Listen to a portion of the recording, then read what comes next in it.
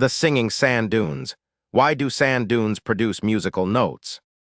Marco Polo, crossing the Gobi Desert in the 13th century, heard a sound that terrified his caravan. He described it as the sound of many instruments of music and also of drums and the clash of arms. Travelers in the Sahara have reported similar experiences for at least 1,000 years. Bedouin guides would warn their clients that the sounds came from jinn, desert spirits, and that to follow them was to court death. The sounds were real.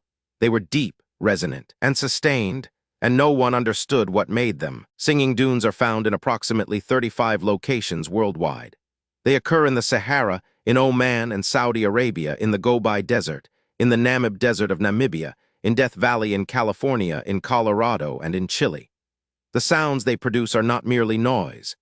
They are sustained tones, lasting anywhere from a few seconds to 15 minutes, with a specific frequency that typically falls between 85 and 105 Hz, in the same range as a bass voice or a cello string. Each dune produces approximately the same note every time. The triggering event for the sound is straightforward: sand cascading down the dune's slip face, the steep leeward side. When a sufficient mass of sand begins to avalanche down the face, the sound begins. It grows louder as more sand joins the flow, sustains while the avalanche continues, and fades as the flow stops.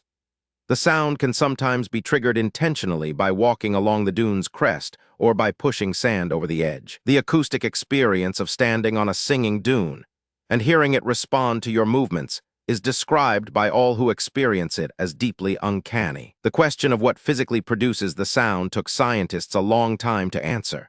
For decades, various theories were proposed. Some suggested the sound was produced by the sand grains rubbing against each other as they moved, a friction mechanism similar to a bow on a cello string. Others proposed electrostatic effects.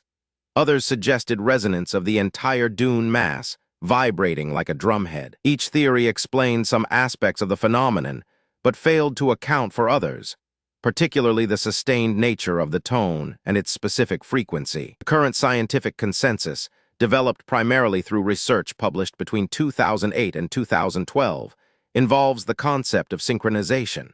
Individual sand grains moving down the face of the dune each produce tiny vibrations. Normally, these vibrations are random and cancel each other out, producing only a hiss. But under certain conditions, related to the grain size, the grain shape, and the moisture content of the grains, the vibrations of millions of individual grains begin to synchronize. When they oscillate in phase, their tiny individual vibrations add together into a single large vibration. The tone. The specific frequency of the tone is determined by the size of the grains. Larger grains produce lower frequencies. Smaller grains produce higher frequencies. This is why different dunes produce different notes, and why the same dune always produces approximately the same note, because its grain size is consistent. It also explains why singing dunes are relatively rare. The grain size must fall within a specific range, the grains must be sufficiently round and smooth, and the moisture content must be low enough for synchronization to occur. The synchronization mechanism, while well supported, still doesn't fully explain why synchronization occurs in some dunes and not others with apparently similar characteristics. Researchers have found singing dunes adjacent to silent dunes with nearly identical grain properties. The precise conditions that trigger and sustain the synchronization remain an active research question. The mechanism is understood in principle. The specific triggering conditions are not. Standing at the crest of a singing dune and feeling the ground vibrate beneath your feet as a deep musical tone rises from the sand is one of the most extraordinary natural experiences available to a traveler. The Bedouin called it the music of the jinn. Marco Polo called it the sound of 1,000 instruments. Scientists now call it grain synchronization and can measure its frequency with a tuning meter. All three descriptions are true. The desert makes music. It has always made music.